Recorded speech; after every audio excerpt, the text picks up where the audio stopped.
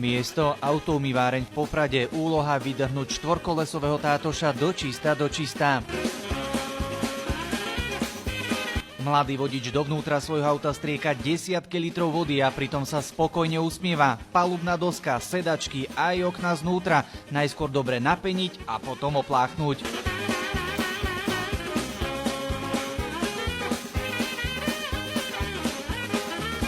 Ako sa mladíci tvárili, keď do premočeného auta nastupovali a došli vôbec domov, tak to už toto video nezachytáva. Skúsime ich preto nájsť. A to je jeho auto? Hej.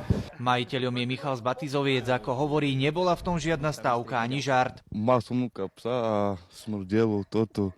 Tam som musel všetko vystrikať. Ako ste odišli?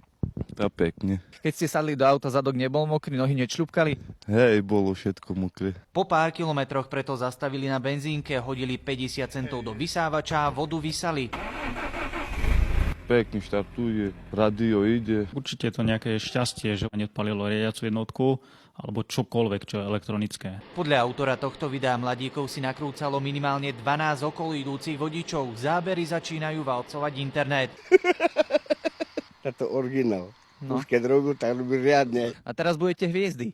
Hej, No. čo zrobím? No a ak bude treba, svoj rázne očistné kúsky si zopakuje. Treba sa starať o auto. Marek Denčák, televízia Markíza.